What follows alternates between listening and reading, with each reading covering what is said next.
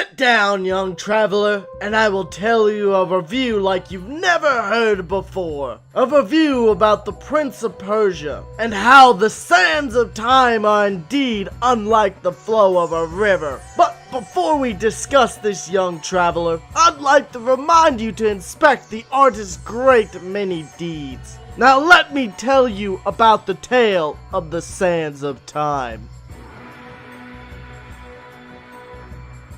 Development and concepting started in 2001 after Ubisoft acquired the license to make games based upon the original IP, which was made by Jordan Mechner. He eventually came on board personally as a creative consultant after reviewing some concept work at the team's request. After several drafts and ideas, they eventually settled on the iteration we see today. The game is a stylish platformer and action game with time manipulation elements.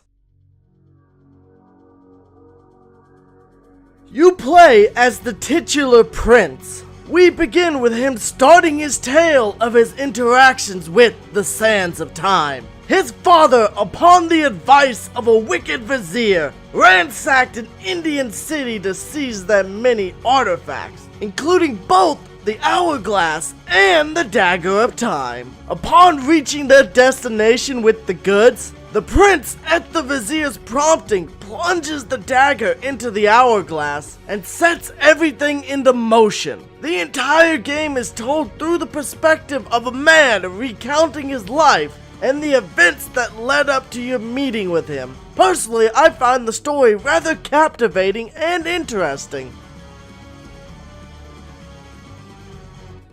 This is a very stylish game. The gameplay is smooth and polished, very well made and dynamic.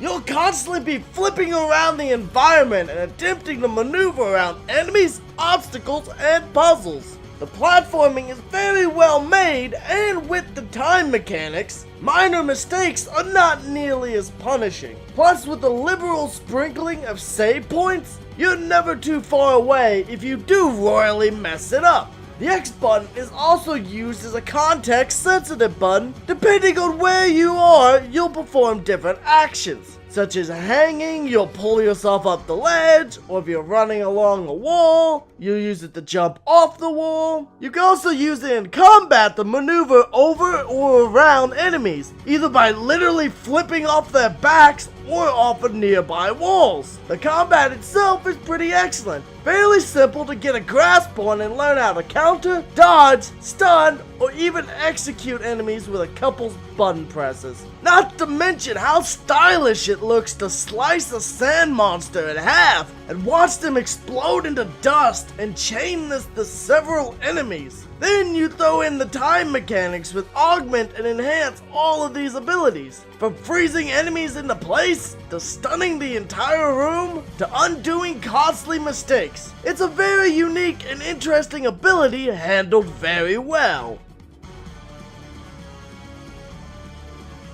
The controls are pretty simple and easy to grasp. It may take some trial and error to learn how the platforming works, but the game is pretty generous in the early game in providing areas for you to practice in for the road ahead, and require you to learn the basics just to traverse the world.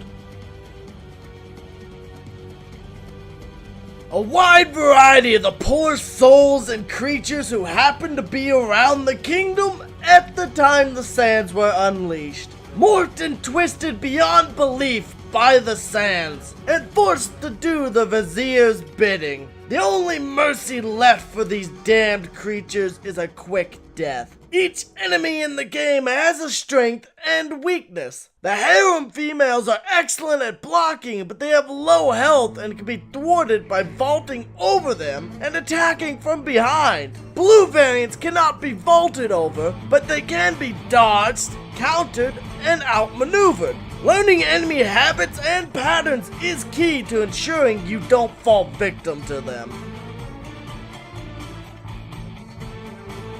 The atmosphere is pretty intriguing, a fantastic tale told from the perspective of one who lived through it. The palace is crumbling and overrun with monsters, The defenses have activated and are doing as much harm to the civilians as the enemies it's meant to defend from. The music is well orchestrated and fitting to where they are used. The world looks like one that was very recently inhabited until all hell broke loose.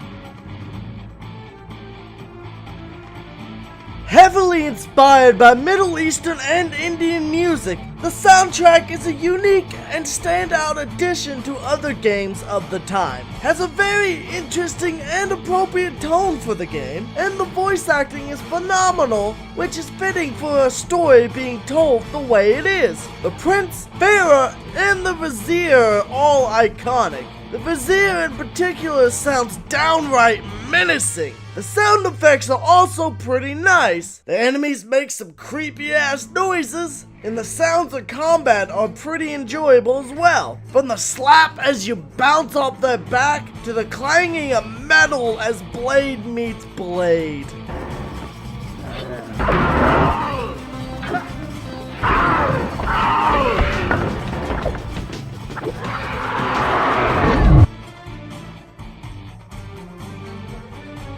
By modern standards, it is certainly dated, but for the day, the game was stunning. The style that's in the gameplay mechanics also applies here. Visuals look awe-inspiring and everything has this certain flair to it. The game also runs quite smoothly, and I noticed no performance issues whatsoever during my time with the game.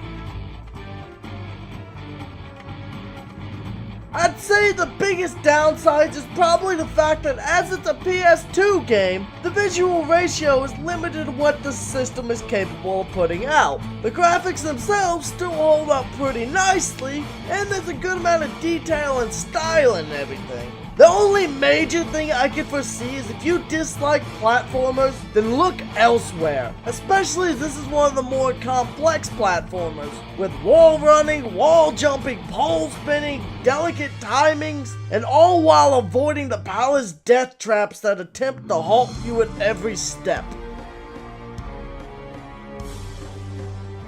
I hope you enjoyed this review, traveler. My final thoughts on the game is it's certainly a gem of the 2000s, and is a hell of a good time. The game is just dripping in style. From the polished combat to the deep platforming, throw in one of the only examples of time manipulation done really well in a game, and you've got a recipe for success. And successful it was, considering how many sequels it spawned, and eventually led to the Assassin's Creed series being developed. If you liked this review, then be sure to share it with the townsfolk. Maybe they too would enjoy being enlightened on the subject. I like to say one last time to please check out the artist, and with that we conclude yet another review. I bid you farewell, traveler, and a safe journey.